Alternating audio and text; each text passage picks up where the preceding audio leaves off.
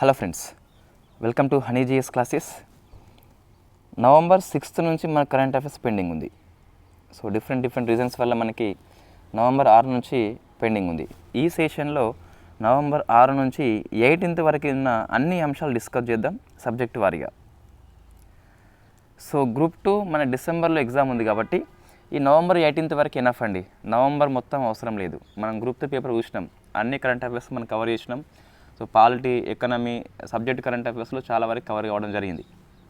So మనం evening క్లాస్లో discuss చేద్దాం క్వశ్చన్ పేపర్ ఎలా వచ్చింది. సో గ్రూప్ 3 పేపర్ దృష్ట్యా గ్రూప్ 2లో వచ్చే మార్పులు ఏంటని చెప్పేసి చూసుకోవాలి. జిఎస్ పేపర్ ఎలా వచ్చింది, కరెంట్ అఫైర్స్ క్వశ్చన్స్ ఎలా వచ్చాయి, మన గ్రూప్ 2 ప్రిపరేషన్లో ఏమైనా మార్పులు అవసరమా, సో దాన్ని సాయంత్రం డిస్కస్ చేద్దాం కంప్లీట్గా. ఇప్పుడు చూస్తే ఈ పాలిటీ సెక్షన్లో చాలా మార్పులు వచ్చినాయండి ఈ 15 రోజుల్లోగా. ఒక 4 వెరీ ఫేమస్ సుప్రీంకోర్టు రాజ్యాంగ ధర్మాసనాలు తీర్పు చెప్పడం జరిగింది పెండింగ్ కేసుల్లో. సో 4 కేసులు మనకి వెరీ ఫేమస్. తర్వాత చూస్తే ఈ ఇంటర్ స్టేట్ కౌన్సిల్ అని చెప్పేసి, సో 263 ఆర్టికల్ ప్రకారం మనకి రాష్ట్రపతి ఏర్పాటు చేస్తారు కదా, ఒక రాజ్యాంగబద్ధ సంస్థ తాత్కాలిక ప్రాతిపదికన. దీనిలో మార్పులు వచ్చినాయి, నిర్మాణంలో మార్పులు వచ్చినాయి. సో కాబట్టి ఇది వెరీ ఫేమస్ టాపిక్ అయిపోతుంది. మీరు గమనిస్తే సో మీకు పేపర్ 2 అండ్ పేపర్ 3 ఎకనమీ కానీ లేదా పాలిటీ చూస్తే కోర్ టాపిక్స్ కంటే మెయిన్గా కరెంట్ అఫైర్స్ మీదే ఫోకస్ చేయడం జరిగింది. ఏదైతే మనకి వార్తల్లో ఉందో బడ్జెట్ కావచ్చు, లేదా సర్వే కావచ్చు, పాలిటీ సెక్షన్స్ కావచ్చు. మనం పాలిటీ కోర్స్ ఏం చెప్పలేదు, పాలిటీ కరెంట్ అఫైర్స్ చెప్పినాం, బట్ చాలా క్వశ్చన్స్ కవర్ చేసినాం. సో అట్లనే పాలిటీలో వచ్చే మార్పుల మీద ఎక్కువ ఫోకస్ చేయాలి, ఎకనామీలో వచ్చే మార్పుల మీద ఎక్కువ ఫోకస్ చేయాలి ఎప్పుడైనా సరే. సబ్జెక్ట్ కరెంట్ అఫైర్స్ అనేది ఎప్పుడైనా ఉపయోగపడుతుంది. సో ఫస్ట్ చూస్తే నవంబర్ 16 మనకి నేషనల్ ప్రెస్ డే అని చెప్పి జరుపుకుంటాం. థీమ్ అలాంటిది ఏమీ ఉండదు దీనికి, బట్ ఒక సమ్మిట్ మనం కండక్ట్ చేసుకున్నాం, ఆ సమ్మిట్కి థీమ్ ఉంది. ఎందుకు నవంబర్ 16 అని చెప్పేసి చూస్తే 1966లో ప్రెస్ కౌన్సిల్ ఆఫ్ ఇండియా తన యొక్క కార్యకలాపాలు స్టార్ట్ చేసింది. ప్రజెంట్ పనిచేస్తున్న press council of India 1978 press council act ప్రకారం ఏర్పాటు చేయడం జరిగింది, పనిచేస్తుంది కూడా. కాబట్టి ఇది ఒక చట్టబద్ధ సంస్థ, క్వాజీ జ్యుడిషియల్ బాడీ అని చెప్పేసి పిలుస్తాం. 1+28 మెంబర్స్ ఉంటారు. ఆ 1 ఎవరంటే chairperson.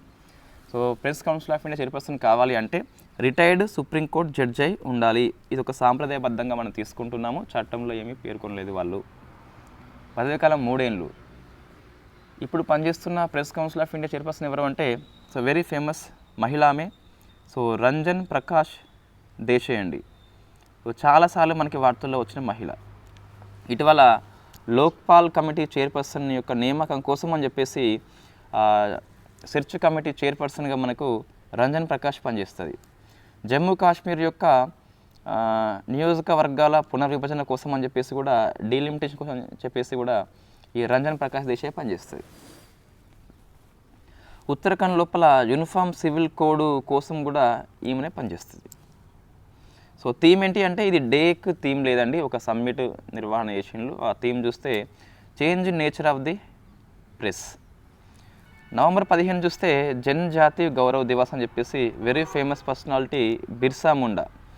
So Birsa Munda birthday. So మనకు బిర్సా ముండా గురించి మనం 2022లో క్లాస్ చేసి ఉన్నాం. కరెంట్ ఇష్యూలో మీకు కనిపిస్తే ప్లేలిస్ట్లో కంప్లీట్గా హిస్టరీ కవర్ చేస్తూ అది క్లాస్ ఉన్నది. అంటే బిర్సా ముండా యొక్క కంట్రిబ్యూషన్ ఏంటని చెప్పేసి డిస్కస్ చేసినాం. రిలీజియస్ పాయింట్ ఆఫ్ వ్యూలో, సోషల్ పాయింట్ ఆఫ్ వ్యూలో, ఫ్రీడమ్ ఫైటర్ పాయింట్ ఆఫ్ వ్యూలో డిస్కస్ చేసినాం. మనం 3 కోణాలు అధ్యయనం చేసినాం దాన్ని. So Dharti Aba very famous. మొన్న పిఎం మోడీ గారు ఈ జార్ఖండ్లో ఉన్న హజారీబాగ్ లోపల ధర్తీ అబా జనజాతి గ్రామ్ అని చెప్పేసి ఒక స్కీమ్ స్టార్ట్ చేసిండు మన ట్రైబల్ పీపుల్స్ కోసం అని చెప్పేసి. వెరీ ఫేమస్ మూమెంట్ ఉంటుంది, ఉల్గులన్ అని చెప్పేసి పిలుస్తాం. సో ఉల్గులన్ ఉద్యమం యొక్క రూపకర్త ఎవరు అంటే మన బిర్సా ముండా అని చెప్పేసి పిలుస్తాం. సో గ్రేట్ రివల్యూషన్గా అది ఫేమస్. సో గ్రేట్ రివోల్ట్ అని చెప్పేసి పిలుస్తాం, మహా తిరుగుబాటు అని చెప్పేసి అర్థం వస్తుంది ఉల్గులన్ అనగా. సరే, నెక్స్ట్ నవంబర్ 14 చూస్తే సో వరల్డ్ డయాబెటీస్ డే అని చెప్పేసి పిలుస్తాం. సో ఆ రోజు ఇన్సులిన్ కనుక్కున్న బ్యాంటింగ్ బర్త్డే మేబీ. సో ఇక్కడ థీమ్ ఏంటి చూస్తే access to diabetes care, empowering better health for all అని చెప్పేసి. So diabetes care, it's enough. ఈరోజు మనకి WHO రిపోర్ట్ ఇచ్చింది. సో ల్యాన్సెట్ కూడా రిపోర్ట్ ఇచ్చింది. ఈ మధుమేహ జాబితా విషయంలో మన భారతదేశం ఫస్ట్ ప్లేస్ అయితే ఆక్రమించింది. నవంబర్ 14-20 వరకు ఆల్ ఇండియా కోఆపరేటివ్ వీక్ అని చెప్పేసి మినిస్ట్రీ ఆఫ్ కోఆపరేటివ్ వాళ్ళు కండక్ట్ చేస్తున్నారు. వారం రోజుల పాటు సహకార వారం అని చెప్పేసి ఉన్నది. థీమ్ ఏంటి అంటే వికసిత్ భారత్ యొక్క నిర్మాణం లోపల సహకార సంఘాల పాత్ర ఏంటని చెప్పేసి ఉంది. నవంబర్ 12 చూస్తే న్యూమోనియా డే అని చెప్పేసి జరుపుకుంటాం. సో థీమ్ ఏంటి మనకి every breath count. So pneumonia మనకి లంగ్స్ని ఎఫెక్ట్ చేస్తుంది కాబట్టి సో ఎవ్రీ బ్రీత్ కౌంట్ అని చెప్పేసి థీమ్ తీసుకోవచ్చు. Stop pneumonia in its tracks. Next November 10 చూస్తే వరల్డ్ ఇమ్యునైజేషన్ డే అని చెప్పేసి పిలుస్తాం. సో వ్యాక్సిన్ ఫర్ ఆల్ అండి. So immunisation, vaccine for all same theme కనిపిస్తుంది. నవంబర్ 10 మరొకటి ఉన్నది, world science day for peace and development అని చెప్పేసి పిలుస్తాం. సో థీమ్ ఏంటంటే మనకి youth at the forefront అని చెప్పేసి తీసుకోవడం జరిగింది. November 8 one of the famous day, world radiology day అని చెప్పేసి పిలుస్తాం. ఎక్స్రే కనుక్కున్న రాంటిజైన్ కాబట్టి జరుపుకుంటాం. థీమ్ ఏంటి మనకి రేడియోగ్రాఫర్స్ సీయింగ్ ద అన్సీన్. ఇది మనకు చెప్పొచ్చు, మనము స్కాన్ చేసుకుంటాం కదా, మనం కనిపించేది వాళ్ళకి కనిపిస్తుంది, ఈజీగా మనం థీమ్ గుర్తుపెట్టుకోవచ్చు. సో ఇక్కడ నుంచి చూడండి మనకు వెరీ వెరీ ఫేమస్ తీర్పులు అండి. ఇవన్నీ కూడా నెగ్లెన్స్ చేయొద్దు. అన్నిసార్లు గ్రూప్ 3 పాలిటీ పేపర్ అలా రాదు, మరీ బేసిక్ క్వశ్చన్స్ వచ్చినాయి, బట్ అలా పేపర్ రాకపోవచ్చు అన్నిసార్లు. APPSC group 2 prelims, group 1 prelims polity ఏదైతే ఉందో దాని రిఫరెన్స్ తీసుకొని అదే విధంగా వస్తా అని చెప్పి ప్రిపేర్ కావాలి. ఒక పేపర్ పట్టుకొని అలా వస్తా అని చెప్పేసి మళ్ళీ మీరు ఇంకా బేసిక్ క్వశ్చన్స్ చదివితే గిట్ట దెబ్బతినే అవకాశం చాలా స్పష్టంగా కనిపిస్తుంది. రైట్. పోటీ పరీక్షల్లో ఒక పేపర్ ప్రామాణికం తీసుకోవద్దు, యావరేజ్ తీసుకోవాలి. ఒక 10 పేపర్లు కలిపి తీసుకోవాలి. నెక్స్ట్ ఇది వెరీ ఫేమస్ అండి. సో మనకి అలీగఢ్ ముస్లిం యూనివర్సిటీ మైనార్టీ హోదా, మనం పాలిటీ కరెంట్ అఫైర్స్ అప్డేట్లో ఈ నోట్స్ ఉన్నది. సుప్రీంకోర్టు ఇప్పుడు ఏమన్నదంటే అలీగఢ్ ముస్లిం యూనివర్సిటీకి మైనార్టీ హోదా రాజ్యాంగబద్ధమని చెప్పి సుప్రీంకోర్టు తీర్పు చెప్పింది. సో ఆ నోట్స్కి ఇక్కడ ఏంటి ఎక్కువ పాయింట్ ఉందంటే సమర్థించింది మాత్రమే ఎక్కువ ఉంది, మిగతా మొత్తం మీకు పాలిటీ అప్డేట్స్ లోపల కనిపిస్తుంది. ఆర్టికల్ నెంబర్ 30 ఇక్కడ కనిపిస్తుంది మీకు. రైట్. 4:3 నిష్పత్తిలో సుప్రీంకోర్టు సమర్థించింది. సో అయితే ఈ సమర్థించడం ద్వారా ఏమైంది అంటే 1967 లోపల అజీజ్ బాషా అని చెప్పేసి వెరీ ఫేమస్ కేసు అండి. ఈ అలీగఢ్ ముస్లిం యూనివర్సిటీకి మైనార్టీ హోదా రద్దు చేస్తుంది. సో మనం డిస్కస్ చేద్దాం ఆర్డర్ వైజ్ ఏం జరిగిందని చెప్పేసి. ఈ అలీగఢ్ ముస్లిం యూనివర్సిటీని స్థాపించింది ఎవరంటే మనకి వెరీ ఫేమస్ పర్సనాలిటీ, రిలీజియస్ ఉద్యమాల్లో వస్తుంది, సర్ సయ్యద్ అహ్మద్ ఖాన్ అని చెప్పేసి పిలుస్తాం. సర్ సయ్యద్ అహ్మద్ ఖాన్ అని చెప్పేసి పిలుస్తాం. ఇతను సో ఈ మన కల్చర్ అవసరము, దాంతోపాటు విజ్ఞానం వచ్చేసి వాళ్ళది అవసరం అని చెప్పేసి రెండింటిని మిళితం చేస్తూ దీన్ని స్థాపిస్తాడు అన్నట్టు. So right. అయితే తర్వాత ఏమైంది అంటే 1920లో, సో మన స్టోరీ మొత్తం మొదలు కట్ చేద్దాం. 1920లో సో ఒక యాక్ట్ ద్వారా దీనికి సెంట్రల్ యూనివర్సిటీ హోదా ఇస్తారు. సో 1920 యాక్ట్ అని చెప్పేసి గుర్తుపెట్టుకోవాలి. తర్వాత ఏమైంది అంటే 1967లో అజీజ్ బాషా కేసు అండి. సో అజీజ్ బాషా కేసు, ఈ అజీజ్ బాషా కేసు లోపల ఏమైంది అంటే ఇది సెంట్రల్ యూనివర్సిటీ యాక్ట్ ద్వారా ఏర్పడింది కాబట్టి దీనికి మైనార్టీ హోదా అర్హత లేదని చెప్పేసి ఈ మైనార్టీ హోదాని రద్దు చేస్తుంది. తర్వాత గవర్నమెంట్ ఆఫ్ ఇండియా 1981లో సో చట్ట సవరణ చేసి మరొకసారి ఈ అలీగఢ్ ముస్లిం యూనివర్సిటీకి మైనార్టీ హోదా ఇస్తారు. 1920 యాక్ట్ ద్వారా ఏర్పాటు కావడం జరిగింది. 60 కొట్టిపడేస్తుంది. 81 సవరణ. ఈ సవరణ చట్టాన్ని 2006లో అలహాబాద్ హైకోర్టు కొట్టిస్తుంది. సుప్రీంకోర్టులో రివ్యూ చేస్తే సుప్రీంకోర్టు ప్రజెంట్ సమర్థించింది. సో ఇది మన కేసు అండి. సింపుల్గా చెప్పాలంటే 20 యాక్ట్ ఏంటి, 67 కేసు ఏంటి, 81 సవరణ యాక్ట్ ఏంటి, 2006 అలహాబాద్ కోర్టు తీర్పు ఏంటి. సో క్వశ్చన్ డెప్త్గా వచ్చినప్పుడు ఈ 4 ఆర్డర్లో గుర్తుపెట్టుకోవాలి. సో మీరు గ్రూప్ 3 పేపర్ 2 చూస్తే ఇప్పుడు 81 సవరణ వేసినారు కదా, 82 అని చెప్పేసి ఇవ్వచ్చు. దరిదాపుగా కరెంట్ అఫైర్స్లో ఇచ్చిన నెంబర్స్ ఏవైతే ఉన్నాయో తప్పుగా ఉన్నాయి. రష్యాకి పోయింది జూలై మాసంలో, అయితే ఆగస్టులో ఇచ్చాడు. అట్లా మనకి చాలా క్వశ్చన్స్లో ఆ నెంబర్స్ తప్పు ఇవ్వడం జరిగింది. సుప్రీంకోర్టు తీర్పు ద్వారా మనకి ఏమర్థమైంది, ఇది కొంచెం చూసుకోవాలి ఫస్ట్ అయితే. రైట్, ఏంటంటే ఇప్పుడు ఆర్టికల్ 31 కింద దీనికి రక్షణ ఉంటుందంటే ఎస్, రక్షణ ఉంటుంది. దీని ద్వారా సుప్రీంకోర్టు ఏమని చెప్పింది అంటే, సో మైనారిటీ సంస్థల యొక్క స్వయం ప్రతిపత్తి యొక్క రక్షణని సుప్రీంకోర్టు కాపాడిందని చెప్పి చెప్పవచ్చు. సో ఒక పార్లమెంట్ చట్టం ద్వారా ఏర్పాటు చేసినప్పటికీ అది ఒక రకమైన మైనారిటీ హోదా కలిగి ఉంటుంది. కొన్ని విషయాలు మాత్రము మినహాయింపు ఉంటుంది. సో అటువంటి మినహాయింపు దీనికి ఇవ్వడం జరిగింది. సో ఇది ఎందుకు మనం అప్పుడు సయ్యద్ అహ్మద్ ఖాన్ ఏర్పాటు చేసిందంటే కంప్లీట్గా ముస్లిం కోసం కాబట్టి, సో ఆ నేచర్ యొక్క స్వభావాన్ని దృష్టిలో పెట్టుకొని ఇది ఇవ్వడం జరిగింది అట. సో సెకండ్ తీర్పు అండి, ఇది పెద్ద తీర్పేం కాదు, బట్ కొంచెం వరకు గుర్తుపెట్టుకోవాలి. మనకు మెయిన్స్లో కూడా ఇది పనికి వస్తుంది. జైలు లోపల వివక్షత అని చెప్పేసి ఉంటుంది. సో కులాల ఆధారంగా ఆ జైల్లో పెట్టేస్తారు కొంతమందిని. ఈ శుభ్రత పని ఉంటుంది కదా, సో పాయకాన్ లాంటి ఎక్కువ నిమ్న కులాల వాళ్ళకే ఇస్తారన్నట్టు. వెరీ కామన్ జైల్లో జరిగేది ఇది. వెరీ ఫేమస్ కేసు అండి, సుకన్య శాంత అని చెప్పేసి గుర్తుపెట్టుకోవాలి. సుకన్య శాంత అని చెప్పేసి కేసు గుర్తుపెట్టుకోవాలి. ఖైదీల్ని కులాల వారిగా విభజించే జైలు నిబంధనలని సుప్రీంకోర్టు కొట్టిపడేసింది. సో ఆర్టికల్ 14, ఆర్టికల్ 15 కులం ఆధారంగా వివక్షత పాటిస్తూ నువ్వు చాలా అవమానకర పనులు చేస్తున్నావు అని చెప్పి సుప్రీంకోర్టు కొట్టిపడేసింది. కాబట్టి సో ల్యాండ్ మార్క్ తీర్పు అండి ఇది. జైల్లో ఇక మీదట కులాల ఆధారంగా విభజన లేదని చెప్పి సుప్రీంకోర్టు చెప్పింది. కాబట్టి సుకన్య శాంత కేసు పేరు గుర్తుపెట్టుకోవాలి. నెక్స్ట్, ప్రభుత్వ ఉద్యోగాల్లో మహిళా రిజర్వేషన్ అనేది 30% పెంచారు. సో మన రాష్ట్రం ప్రభుత్వం పేరు గుర్తుపెట్టుకోవాలి, state of Madhya Pradesh. So Manipur లోపల ఒక 6 పోలీస్ స్టేషన్ పరిధి లోపల మరొకసారి ఆస్పా చట్టాన్ని ప్రయోగించారు. ఏంటి అది? Armed forces special powers act అని చెప్పేసి పిలుస్తాం. వాస్తవం మనకి ఎప్పటి నుంచో వార్తల్లో ఉంది. కుకీ వర్సెస్ మెయిటీ అల్లర్ల కారణంగా అక్కడ ఈ పబ్లిక్ ఆర్డర్ అనేది దెబ్బతింది. కాబట్టి సో మనకి మినిస్ట్రీ ఆఫ్ హోమ్ అఫేర్స్ వాళ్ళు ఈ మణిపూర్లో ఒక 6 పోలీస్ స్టేషన్ ఏరియా లోపల ఈ ఆస్పా చట్టాన్ని ప్రయోగించారు. సో ప్రజెంట్ మనకి ఎక్కడెక్కడ అమలు ఉంది అంటే, అంతకుముందు మణిపూర్లో ఉన్నది లేండి, బట్ ఆ 6 పోలీస్ స్టేషన్లో లేదు. ఇప్పుడు దానికి కూడా విస్తరణ చేయడం జరిగింది. అస్సాంలో ఉంది, నాగాలాండ్లో ఉంది, మణిపూర్లో ఇంఫాల్ మినహా మొత్తం ఇప్పుడు అప్లికేబుల్ అవుతుంది. నెక్స్ట్ అరుణాచల్ ప్రదేశ్లో ఉన్నది. జమ్మూ కాశ్మీర్ 1990 యాక్ట్ ప్రకారం అయితే అమలు చేస్తున్నారు. సో మనం డిస్కస్ చేసినామండి, ఒక పెద్ద క్లాస్ దీని ఉన్నది, 40 minutes క్లాస్. అది చూస్తే మీకు బాగా మెయిన్స్ కోసం పనికొస్తుంది. ఇక్కడ కొన్ని కమిటీలు రద్దు కోసం అని చెప్పేసి సిఫార్సు చేసినాయి. సో ఈ మణిపూర్లో ఆస్పా వార్తలు ఉన్నందుకు ఇది ఇవ్వకుండా, సో ఇవి కమిటీలు ఇస్తారండి మీకు. ఇది ఇవ్వకుండా ఇది ఇస్తాడు. రైట్.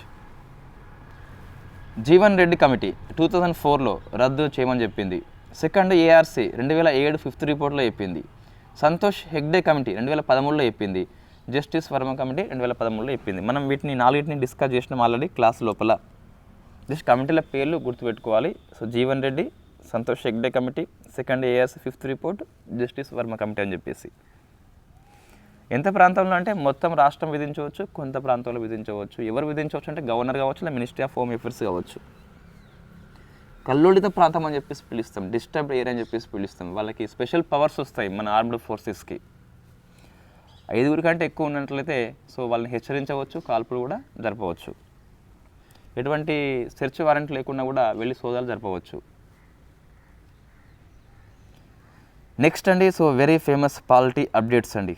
సో ఇంటర్ స్టేట్ కౌన్సిల్లో మార్పులు వచ్చినాయండి. చాలా పాలిటీ పుస్తకాలు సో వాళ్ళ యొక్క సౌలభ్యం బట్టి దాన్ని అప్డేట్ చేస్తారు. బట్ ఇప్పటికిప్పుడు అప్డేట్ చేసుకోకపోవచ్చు. కాబట్టి సో మీరు దీన్ని మీ పాలిటీ పుస్తకాలు అప్డేట్ చేసుకోవాలి. ఇంటర్ స్టేట్ కౌన్సిల్లో సో పునర్నిర్మాణం చేయడం జరిగింది. వాస్తవం ఇది ఎక్కడ ఉందండి ఇంటర్ స్టేట్ కౌన్సిల్ అని చెప్పేసి? సో 263 చట్టము యాక్ట్లో సో ఆర్టికల్లో ఉన్నది. రాష్ట్రపతి ఏర్పాటు చేస్తాడు. బట్ ఇది తాత్కాలిక ప్రాతిపదికన ఉన్న రాజ్యాంగబద్ధ సంస్థ. ఎనీ టైం అంటే ఎప్పుడైనా ఏర్పాటు చేయవచ్చు అని చెప్పేసి చెప్తాడు. ఇప్పుడు అని చెప్పేసి లేదు. కాబట్టి సో రాజ్యాంగం అమల్లోకి వచ్చింది కానీ ఏర్పాటు చేయలేదు. ఎందుకోసం పనికి వస్తుందంటే సో ఈ స్టేట్ సెంటర్ యొక్క సమన్వయం కోసం అని చెప్పేసి పనిచేస్తుంది. సమైక్య స్ఫూర్తికి అనుగుణంగా పనిచేస్తుంది. బట్ నెగ్లెన్సీ వల్ల దీన్ని అమలు చేయలేకపోయిండ్రు. సర్కారీ కమిషన్ సిఫార్సు చేసింది.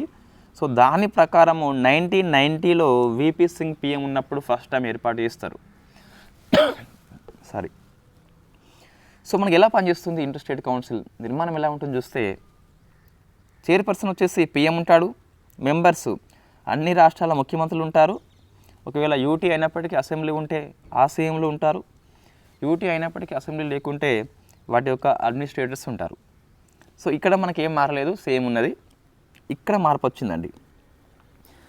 ఇంతకుముందు ప్రధానమంత్రి గారు 6 క్యాబినెట్ మినిస్టర్స్ని ఎంపిక చేసేది. ఇప్పుడు ఆ 6 కాస్త 9 అయిపోయిందండి. 9 అయిపోయింది. శాశ్వత ఆహ్వానితులు పర్మనెంట్ ఇన్వైటీస్ చూస్తే ఇంతకుముందు మనకి 5 ఉండేది, దీన్ని 13కి పెంచారు. వీళ్ళెవరు? కేంద్ర మంత్రులు. వీళ్ళు క్యాబినెట్ ర్యాంక్ హోదా ఉండకపోవచ్చు. ఇంకా ఈ స్టేట్ కౌన్సిల్ యొక్క స్టాండింగ్ కమిటీ చైర్పర్సన్గా మరొకసారి హోంమంత్రిని నియామకం చేయడం జరిగింది. ఏ మార్పు వచ్చిందంటే, ఇక్కడ 9 మెంబర్స్ అని చెప్పేసి గుర్తుపెట్టుకోవాలి. మన నీతి ఆయోగ్లో మార్పు వచ్చింది, అది మీరు ఆన్సర్ చేయండి. తర్వాత ఇది శాశ్వత ఆహ్వానితుడు మనకి మార్పు వచ్చింది. ఇవి 2 గుర్తుపెట్టుకోవాలి, 9 and 13. జస్టిస్ సూర్యకాంత్ అని చెప్పేసి అంత ఫేమస్ ఏం కాదు, సుప్రీంకోర్టు న్యాయ సేవల కమిటీ చైర్పర్సన్గా నియామకం కావడం జరిగింది. Next one of the famous అండి, మరొక తీర్పు వచ్చింది మనకి. యూపీ మదర్సా చట్టము 2004 అని చెప్పేసి అలహాబాద్ హైకోర్టు కొట్టిపడేసింది కదా. సుప్రీంకోర్టు దీన్ని రాజ్యాంగబద్ధం అని చెప్పి చెప్పింది. సో ఈ అలీగఢ్ ముస్లిం యూనివర్సిటీ హోదా అయితేనేమి, ఈ యూపీ మదర్సా అయితేనేమి, ఇవన్నీ మనకి మత స్వభావం కలిగి ఉన్నప్పటికీ లౌకికవాదం వైపు సుప్రీంకోర్టు ఆలోచన చేసింది. సో గుర్తుపెట్టుకోవాలి. అంటే మనకు సుప్రీంకోర్టు ఒక డిఫరెంట్ వ్యూ తీసుకుంది కాబట్టి ఇవి 2 వెరీ ఫేమస్ కేసులు అండి. ఫస్ట్ మన కేసు పేరు కూడా కొద్ది వరకు అవసరం అండి. Anjum Qadri versus union of India అని చెప్పేసి పిలుస్తాం. అలహాబాద్ హైకోర్టు తీర్పుని రద్దు చేస్తూ సుప్రీంకోర్టు తీర్పు చెప్పిందట. ఏమని చెప్పింది అంటే, బేసిక్ స్ట్రక్చర్ డాక్ట్రైన్, ఇది ప్రశ్న ప్రతిసారి వస్తుందండి. నేను పాలిటీ అప్డేట్స్లో చాలా స్పష్టంగా మనం రాసినాం. లక్ష్మీకాంత్ పుస్తకంలో సంథింగ్ పేజ్ నెంబర్ ఉంటుంది, ఆ టేబుల్ నుంచి ప్రశ్న వస్తుందని చెప్పేసి. ప్రశ్న వచ్చింది కూడా, గ్రూప్ 2లో ప్రశ్న వస్తుంది. లక్ష్మీకాంత్ పుస్తకంలో ఉన్న కొన్ని అంశాలు బిఎస్టీ కిందికి వస్తాయని చెప్పేసి చెప్పడం జరిగింది కదా, అవి గుర్తుపెట్టుకోవాలి. డిపిఎస్పీలో కూడా రాజ్యాంగ సవరణ ద్వారా కొన్ని కొత్త ఆర్టికల్స్ మనం యాడ్ చేసుకున్నాం, అవి కూడా గుర్తుపెట్టుకోవాలి. కరెంట్ అఫైర్స్లో లేకపోయినా అది ఎప్పటికి క్వశ్చన్ వస్తుందండి, ప్రతి ఎగ్జామ్లో వస్తుంది. మన నోట్స్లో ఉన్నది, బట్ అది ఒక దగ్గర రాసుకుంటే మీకు ఈజీగా ఆన్సర్ చేయవచ్చు.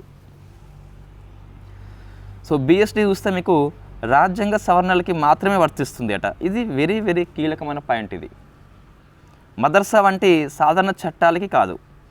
సేమ్ వ్యూని, సేమ్ దృక్పథాన్ని సుప్రీంకోర్టు 1975లో ఇందిరాగాంధీ వర్సెస్ రాజ్ నారాయణ్ కేసులో చెప్పింది. బేసిక్ స్ట్రక్చర్ డాక్ట్రైన్ అనేది కేవలము రాజ్యాంగ సవరణలకు మాత్రమే వర్తిస్తుంది. ఆ రాజ్యాంగ సవరణ ఏదైతే ఉందో ఆ రాజ్యాంగం యొక్క మౌలిక నిర్మాణ సూత్రాలకి విభిన్నంగా ఉంటే సుప్రీంకోర్టు కొట్టిపడేస్తుంది. వెరీ ఫేమస్ కేసు మనకు తెలుసు. కేశవానంద్ భారత్ కేసులో ఈ బిఎస్డి అని చెప్పేసి భావన పుట్టుకొచ్చింది. 1980 లోపల ఇది బలపడింది. రైట్. ఇప్పుడు ఏంటి అంటే, ఈ అంజుమ్ ఖాద్రీ ద్వారా మరొకసారి ఈ 1975 దృక్పథాన్ని సుప్రీంకోర్టు అయితే చెప్పడం జరిగింది. BSD only for constitutional amendments, not for general law. కొట్టిపడేస్తుంది. జనరల్ లా అనేది కాన్స్టిట్యూషన్ విరుద్ధంగా ఉంటే కొట్టిపడేస్తుంది అంతే. నెక్స్ట్ సెకండ్ ఏమన్నదంటే, మదరసాలు ఇవి సేమ్ వర్డ్స్ గుర్తుపెట్టుకోవాలండి. ఈ మనకు లైవ్ లా అని చెప్పేసి ఉంటుంది, ఆ లైవ్ లా లోపల ఎక్సలెంట్గా పాయింట్స్ ఇస్తాడండి సుప్రీంకోర్టు తీర్పులని.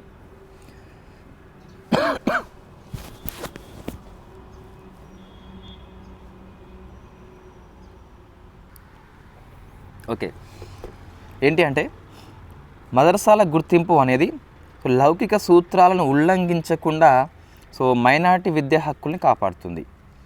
ఈ మదర్సా గుర్తింపు ఏదైతే ఉందో దీన్ని రద్దు చేస్తే ఆ మత బోధ వాళ్ళకు కొన్ని అవసరం ఉంటుంది. అటువంటిది వాళ్ళ విద్యా హక్కు, అది దాన్ని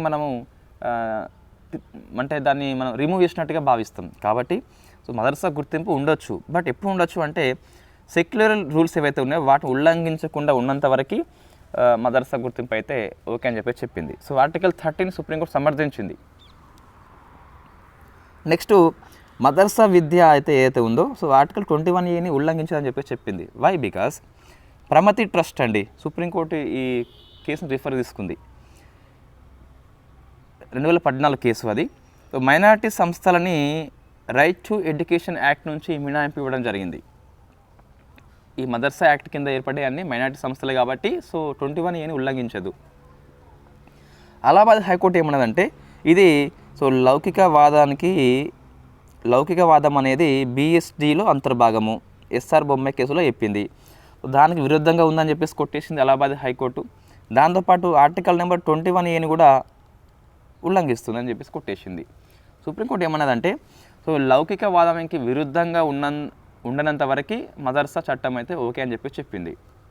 సో BSD లౌకికవాదం అంతర్భాగమే, కానీ ఇక్కడ లౌకికవాదాన్ని ఉల్లంఘన చేయట్లేదు కాబట్టి సుప్రీంకోర్టు సమర్థించింది. సో అలహాబాద్ వ్యూకి సుప్రీంకోర్టు వ్యూకి తేడా ఉంది. 2 పాయింట్ ఆఫ్ వ్యూలో BSDలో అంతర్భాగం అని చెప్పేసి ఒప్పుకున్నది, బట్ ఇక్కడ ఉల్లంఘన చేయట్లేదు ఇది మదర్సా చట్టం అనేది, కాబట్టి సమర్థించింది. 21A కింద మదర్సా అనేది రావని చెప్పేసి చెప్పింది. So 3 points very very famous అండి. నెక్స్ట్ నల్సా యొక్క ఎగ్జిక్యూటివ్ చైర్పర్సన్గా మనకు BR గవాయ్ వచ్చిండండి. ఒక చీఫ్ జస్టిస్ ఆఫ్ ఇండియా విరమణ తర్వాత కొత్త వాళ్ళు వస్తారు కాబట్టి ఈ మార్పు అనేది వస్తుంది. జనరల్గా మనకి నల్సా యాక్ట్ అని చెప్పేసి ఉంటుందండి. National legal service authority act 1987లో వచ్చింది, బట్ ఈ చట్టం వచ్చేసి 95లో అమల్లోకి వస్తుంది, నవంబర్ 9న అమల్లోకి వస్తుంది. ఓకే, సో దాని ప్రకారం చూస్తే ఈ నల్సాకి సో ప్యాటర్న్ ఇన్ చీఫ్ అని చెప్పేసి పిలుస్తాం. సో హెడ్ ఎవరుంటారంటే CJ ఎవరుంటే వాళ్ళు ఉంటారు. సంజీవ్ ఖన్నా మనకి ఇప్పుడైతే Sanjiv Khanna patron in chief. ఈ నల్సాకి ఎగ్జిక్యూటివ్ చైర్మన్ వీళ్ళెవరంటే సెకండ్ సీనియర్ మోస్ట్ అంటే ఎవరు? BR గవాయ్. సో సంజీవ్ ఖన్నా తర్వాత ఎవరైతే వాళ్ళు ఉంటారో వాళ్ళే ఈ నల్సాకి ఎగ్జిక్యూటివ్ చైర్పర్సన్గా పనిచేస్తున్నట్టు. అదే మనకి ఇది ఇక్కడ కనిపిస్తుంది. నల్సాకి హెడ్ ఎవరంటే CJI Sanjiv Khanna, executive head ఎవరంటే BR Gavai, second senior most. Next ఇది కూడా వన్ ఆఫ్ ది ఫేమస్ అండి. లాభదాయక పదవి రద్దు చట్టానికి ఒక బిల్లు తీసుకొస్తున్నారట. వాస్తవంగా ఇది ఆఫీస్ ఆఫ్ ప్రాఫిట్ విషయంలో జాయింట్ పార్లమెంటరీ కమిటీ అంటే లోక్సభ రాజ్యసభ సభ్యులతో ఏర్పాటు చేసుకున్నాం. దానికి కల్రాజ్ మిశ్రా అని చెప్పేసి ఉండే ఈయన సిఫార్సు చేసిండు, ఈ ఆఫీస్ ఆఫ్ ప్రాఫిట్ యొక్క బిల్లును తీసుకురండి మీరు అని చెప్పేసి చెప్తే బిల్లు ఇప్పుడు రూపొందిస్తున్నారు, ముసాయిదా మాత్రమే, ఇంకా బిల్లు మనకి పూర్తిగా రాలేదు. ఇట్ ఈస్ డ్రాఫ్ట్ అని చెప్పేసి గుర్తుపెట్టుకోవాలి. సో కల్రాజ్ మిశ్రా నేపథ్యంలో ఆ కమిటీ పేరు గుర్తుపెట్టుకోవాలి. సో ఆఫీస్ ఆఫ్ ప్రాఫిట్ ఎక్కడ ఉంది? రాజ్యాంగంలో ఉందా? ఎస్ ఉంది. 102 మనం డిస్కస్ చేసిన నెంబర్ ఆఫ్ టైమ్స్ దీన్ని. 102 1A అని చెప్పేసి 191 1 అని చెప్పేసి ఉంటుంది. దీని ప్రకారము సో ఆఫీస్ ఆఫ్ ప్రాఫిట్ ఉన్నట్లయితే వాళ్ళు ఈ లెజిస్లేచర్ హౌజులలో ఉండేందుకు డిస్క్వాలిఫై అయిపోతారు. బట్ పార్లమెంట్ చట్టం చేసి ఏమన్నా మినహాయింపు ఇస్తే మినహాయింపు ఇవ్వచ్చు. ఇప్పుడు మినహాయింపు కోసం అని చెప్పేసి ఈ బిల్లు తీసుకొస్తున్నారు, అది మనకి వార్తల్లో ఉంది. నెక్స్ట్ ఇది one of the famous case, మనం డిస్కస్ చేసినాం కరెంట్ ఇష్యూ కింద వాస్తవంగా దీన్ని. సో మీకు ధృతి GS అకాడమీ లోపల పాలిటీ ప్లేలిస్ట్ ఉంటుంది, అందులో 39B 39C 31C అని చెప్పేసి సో మనం దీన్ని డిస్కస్ చేసినామండి. మళ్ళీ ఇక్కడ అవసరం లేదు, సుప్రీంకోర్టు తీర్పు డిస్కస్ చేద్దాం సరిపోతుంది. పాలిటీ అప్డేట్స్లో కూడా ఉన్నది ఇక్కడ. Private owners association versus Maharashtra అని చెప్పేసి సో ఇక్కడ ఏం లేదు. 39B ప్రకారము ప్రైవేట్ ఆస్తులు, సో ఒక వ్యక్తి యొక్క ప్రైవేట్ ఆస్తి అనేది సో సమాజం యొక్క ఆస్తిగా మనము తీసుకోవచ్చా ఏ ఆస్తినైనా అని చెప్పేసి ఈ 39B అనేది ఏమంటుంది అంటే సో ప్రైవేట్ రీసోర్స్ అనేవి నేషనల్ ఇంట్రెస్ట్ దృష్ట్యా స్వాధీనం చేసుకోవచ్చు, అందరు సమానంగా ఇవ్వచ్చు అని చెప్పేసి 39B చెప్తుంది. సుప్రీంకోర్టు ఏమన్నదంటే అన్నీ, సో ఇది గుర్తుపెట్టుకోవాలండి, అన్ని ప్రైవేట్ ఆస్తులని సమాజం యొక్క భౌతిక వనరుగా మనము వర్గీకరించలేమని చెప్పేసి 7:2 నిష్పత్తిలో చెప్పింది. అంటే కొన్ని ప్రైవేట్ ఆస్తులని నేషనల్ ఇంట్రెస్ట్ దృష్ట్యా అవసరం అని చెప్పేసి భావిస్తే పబ్లిక్ ఇంట్రెస్ట్ ఉంటే తీసుకోవచ్చు, స్వాధీనం చేసుకోవచ్చు. బట్ అన్నీ కాదని చెప్పేసి చెప్పింది. అది గుర్తుపెట్టుకోవాలి. ఇంతకుముందు మనం డిస్కస్ చేసిన క్లాసులో ఏమున్నాయంటే ప్రీవియస్ జడ్జ్మెంట్ చూస్తే ఇట state of Karnataka versus Ranganath Reddy అని చెప్పేసి 1977 case, private resource is not equal to community resource. Private ఆస్తిని మనము స్వాధీనం చేసుకోలేమని చెప్పేసి చెప్పడం జరిగింది. జస్టిస్ కృష్ణయ్య గారు ఈ తీర్పుతో విభేదిస్తాడు, డిసెంట్ చేస్తాడు. తర్వాత 1983లో ఒక 6 ఏళ్ళకి Sanjeev coke versus Bharat coking coal అని చెప్పేసి ప్రైవేట్ రిసోర్స్ అన్నీ కూడా కమ్యూనిటీ కిందకే వస్తాయి. పబ్లిక్ ఇంట్రెస్ట్ ఉంటే అయిపోతుంది, మనము దాన్ని ఆక్యుపై చేయవచ్చు.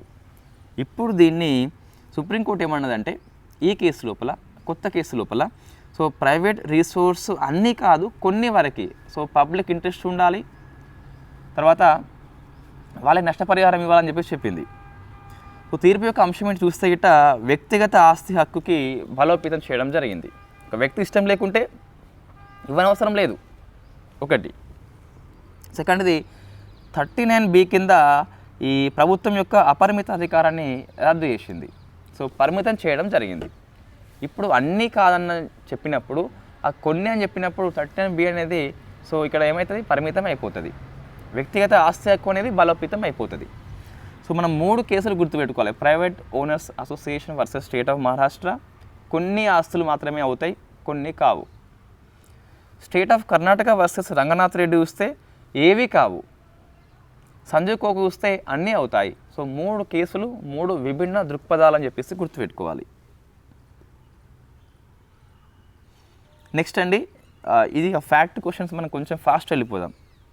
నోట్స్లో ఉంటే చదువుకోవచ్చు. ఇండియా జీడిపి మూడీస్ సంస్థ రేటింగ్ ఇచ్చింది.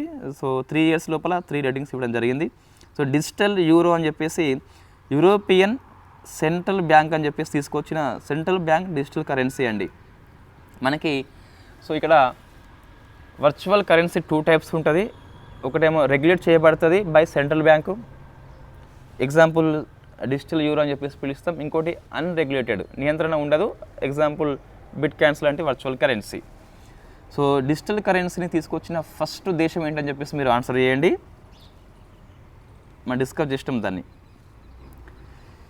సిపిఐ అండ్ ఐఐపి డాటా యొక్క విడుదల సమయాన్ని మార్చింది మినిస్ట్రీ ఆఫ్ స్టాటిస్టిక్స్ ప్రోగ్రామ్స్ సంస్థ. మినిస్ట్రీ వాళ్ళు ఎవ్రీ మంత్ 12th ఇస్తారు, 5:30 PM ఇస్తారు. దీన్ని 4 PM మార్చారు. 12th కనుక హాలిడే అయితే సిపిఐ మనకి 13th ఇస్తే ఐఐపి ఏమో 11th ఇస్తారు. ఇది ఒకసారి బాగా ఫోకస్ చేయండి.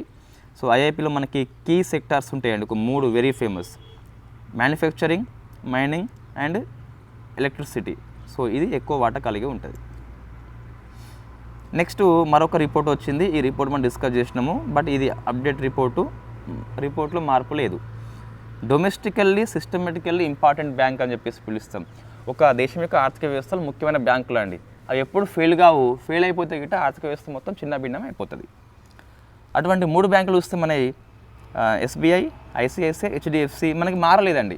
ఆర్బీఐ రిపోర్ట్ ఇస్తే ఎవ్రీ ఇయర్ ఏం మారలేదు, ఎవ్రీ ఇయర్ ఇవే ఉంటున్నాయి, ఇవే ఉంటాయి కూడా. ఎఫ్పిఐ రూల్స్ కొంచెం ఆర్బీఐ మార్చిందండి, ఏం లేదు ఇక్కడ, ఇది ఆల్రెడీ ఉన్న రూలే, బట్ ఇక్కడ కొంచెం మార్చింది. Foreign portfolio investors FDI. మనకి ఏంటి అంటే 10% కంటే బిలో ఉంటే ఎఫ్పిఐ అంటాం, 10 కంటే ఎక్కువ ఉంటే ఎఫ్డిఐ అంటాం.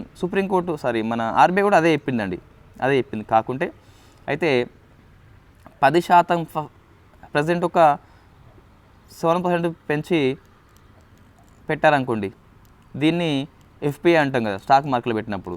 దీన్ని మెల్లగా వాళ్ళు 10కి పెంచినట్లయితే దాన్ని వెంటనే ఎఫ్డిఐగా మారుస్తారట. పెట్టినప్పుడు బిలో 10 ఉండి తర్వాత మెల్లగా పెంచుకుంటూ పోతే దాన్ని ఎఫ్డిఐగా మారుస్తారట. అయితే ఎఫ్డిఐకు నిషేధం ఉన్న రంగాలకు మాత్రం ఈ రూల్ వర్తించదు. ఎఫ్డిఐ అంటే మనకి ఎస్టాబ్లిష్ చేస్తారండి, జనరల్గా ఒక కంపెనీలో వాటా తీసుకుంటారు.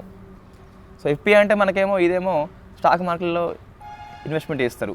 జనరల్గా మనకి ఎఫ్పిఐ అంటే ఏమొస్తుందంటే డెవలప్డ్ కంట్రీస్ ఏవైతే ఉన్నాయో, మీ కాన్సెప్ట్ కావాలంటే ఇట్లా ఉంటుంది. డెవలప్డ్ కంట్రీస్ ఏవైతే ఉన్నాయో, డెవలప్డ్ కంట్రీస్ లోపల ఎప్పుడైనా ఇంట్రెస్ట్ రేట్ తక్కువ ఉంటుంది.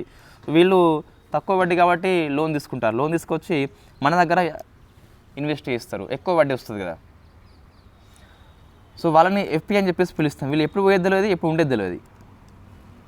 అదే ఎఫ్డిఐగా చేసినామంటే వీళ్ళు పోరాదు జనరల్గా, చాలా రూల్స్ ఉంటాయి పోవాలి అంటే.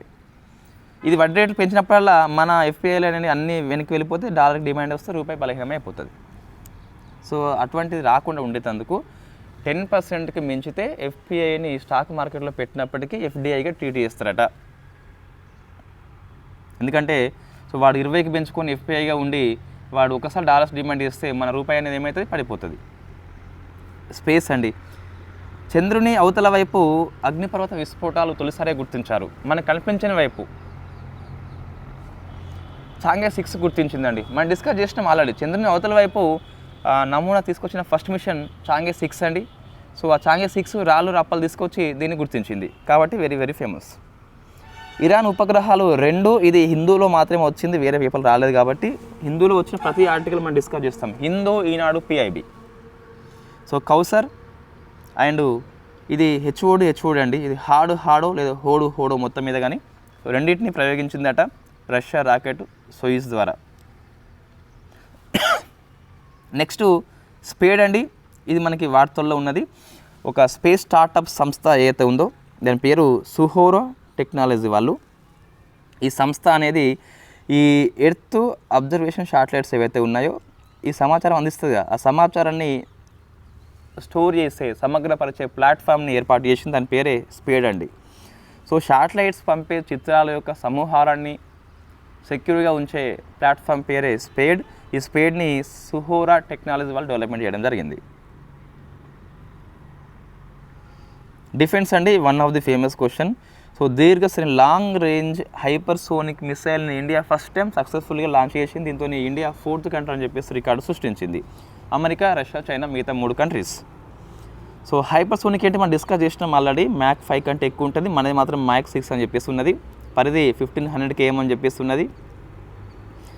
ఇందులో స్క్రామ్ జెట్ ఇంజన్ ఉపయోగిస్తారండి. నేను డిస్కస్ చేసిన ఆల్రెడీ. స్క్రామ్ జెట్ అంటే super sonic plus Ram jet కలిగి ఉంటుంది. సో రామ్ జెట్ అంటే ఏంటిది మనం డిస్కస్ చేసినాం ఆల్రెడీ. టర్బో అంటే ఏంటి డిస్కస్ చేసినాం మనం డిఫెన్స్ సెక్టార్లో బేసిక్ విషయంలో. సో ఇది ఎయిర్ బ్రీతింగ్ అని చెప్పేసి పిలుస్తాం. ఒకవైపు ఓపెన్ ఉంటుంది, సో ఇది ఎయిర్ని తీసుకొని మండిపోతుంది. సో ఇక్కడ ఆక్సిజన్ అనేది తీసుకెళ్ళదని చెప్పేసి గుర్తుపెట్టుకోవాలి. ఇక్కడ నుంచి తీసుకెళ్ళదు, అక్కడ ఉండే ఆక్సిజన్ని వాడుకుంటుంది ramjet engine. Scramjet engine technology కలిగి ఉన్నటువంటి మిసైల్ పేరే హైపర్సోనిక్ అని చెప్పేసి పిలుస్తాం. నెక్స్ట్ అంతరిక్ష అభ్యాసం అని చెప్పేసి మనకి వార్తల్లో ఉన్నదండి. సో నవంబర్ 11 నుంచి 13 వరకు దీన్ని కండక్ట్ చేశారట. వెరీ ఫస్ట్ టైం ఢిల్లీలో కండక్ట్ చేశారు. బట్ ఏ సంస్థ నిర్వహణ చేసిందంటే defence space agency Bengaluru head quarter కలిగి ఉంటుంది. అంతరిక్ష విన్యాసాలు ఇవి. అంతరిక్ష విన్యాసాలు very first time India conduct చేసింది సైనిక పరంగా ఢిల్లీ లోపల. ఏ సంస్థ? డిఫెన్స్ స్పేస్ ఏజెన్సీ సంస్థ. ఎక్కడ ఉంది? బెంగళూరులో ఉంది. సో ఇది హెడ్ క్వార్టర్ వేరు, నిర్వహణ వేరు, కన్ఫ్యూజ్ కావద్దు. మహాసాగర్ అని చెప్పేసి ఇది యాన్యువల్ మీటింగ్ అండి. మన నేవీ యొక్క high level virtual interaction. Indian ocean reason ప్రాంతంలో ఉన్న కంట్రీస్ అన్నీ కూడా ఈ మీటింగ్కి హాజరవుతాయి. సో మహాసాగర్ అంటే మనకి ఏం లేదు, security and growth in all region. ఈ ఇండియన్ ఓషియన్ రీజన్ ప్రాంతం లోపల సెక్యూరిటీ అవసరము, గ్రోతింగ్ అవసరం అని చెప్పే చర్చా వేదిక పేరే మహాసాగర్ అని చెప్పేసి పిలుస్తాం. నెక్స్ట్ అండి ఈ తరంగ్ సిస్టమ్ అని చెప్పేసి మనకి వార్తల్లో ఉంది. జస్ట్ ఏం లేదు, ఇది ఒక ఏ టెక్నాలజీ ఆధారిత ప్లాట్ఫామ్ అండి. దీన్ని బిసాగ్ ఎన్ అని చెప్పేసి భాస్కరాచార్య సంస్థ అని చెప్పేసి ఉంటుంది కదా, సో అది డెవలప్మెంట్ చేసింది. యుద్ధ సమయంలో, శాంతి సమయంలో వేగవంతంగా నిర్ణయాలు తీసుకోవడానికి ఈ ప్లాట్ఫామ్ పనిచేస్తుంది. It is AI. Next Pinaka rocket వ్యవస్థ మనము చాలాసార్లు డిస్కస్ చేసినామండి. మల్టీ బారెల్ రాకెట్ లాంచర్ మొన్న ప్రయోగించారు ఒడిషా నుంచి. Long range land attack cruise missile Nirbhay లోపల ఇది అప్డేట్ వెర్షన్ మొన్న ప్రయోగించారు ఒడిషా నుంచి. సీ విజిల్ 2024 ఇండియన్ నేవీ నిర్వహించింది. కోస్టల్ డిఫెన్స్ ఎక్సర్సైజ్ తీరరేఖ ప్రాంతం వెంబడి మొత్తం దీన్ని నిర్వహణ చేయడం జరిగింది. పూర్వీ ప్రహార్, సో 3 దళాలు పాల్గొన్నటువంటి ఒక జాయింట్ ఆపరేషన్ పేరే Purvi Prahar. ARP state conduct చేసింది. సిఐఏఎస్ఎఫ్ అనేది ఆల్ ఉమెన్ బెటాలియన్ని ఏర్పాటు చేసింది. 35th tri services commanders conference కొచ్చిలో జరిగింది. దీనికి హెడ్ వచ్చేసి chief defence staff Anil Chauhan మీటింగ్కి హెడ్గా ఉంటాడు. మిగతా 3 ఆర్మ్డ్ ఫోర్సెస్ యొక్క చీఫ్ కూడా హాజరవుతారు. ఆస్ట్రా హిందూ ఇండియా ఆస్ట్రేలియా సంయుక్త సైనిక విన్యాసము పూణే హోస్ట్ చేసింది. విన్ బ్యాక్స్ సో మనకి ఆర్మీ ప్లస్ ఎయిర్ ఫోర్స్ 2 కలిపి ఇక్కడ హాజరవుతున్నాయి ఇండియా ప్లస్ వియట్నాం మధ్య. దీన్ని అంబాలా ఉన్ను చండీ మందిర్ హోస్ట్ చేస్తున్నారు. సో అవి డిఫెన్స్ ఎక్సర్సైజులు అండి. దాంట్లో మరీ విశ్లేషణ ఏముండదు, జస్ట్ హోస్ట్ ఎవరు చేస్తున్నారు, ఏ 2 కంట్రీస్ పాల్గొంటున్నాయి సరిపోతుంది. దానికి పెద్ద విశ్లేషణ లాంటిది ఏమీ అవసరం లేదు. ఢిల్లీ లోపల so GRAP graded response action plan యొక్క 4th స్టేజ్ తొలిసారిగా అమలు చేస్తున్నారు. So what is the GRAP అంటే ఎయిర్ క్వాలిటీ ఇండెక్స్ యొక్క వాల్యూ ఆధారంగా ఏ రెస్పాన్స్ తీసుకోవాలని చెప్పే ప్రణాళిక పేరే రెస్పాన్స్ యాక్షన్ ప్లాన్. ఒక గ్రేడింగ్ ఇస్తాం, ఒకటో గ్రేడింగ్ 2, 3, 4 అండి. So poor, very poor, severe, very severe అని చెప్పేసి పిలుస్తాం. అంటే ఎయిర్ క్వాలిటీ ఇండెక్స్ అనేది 201 నుంచి 300 ఉంటాయి గిట్ట పూర్ అంటాం. అప్పుడు కొన్ని తీసుకోవాలి మెజర్స్, పెద్దగా అవసరం లేదు.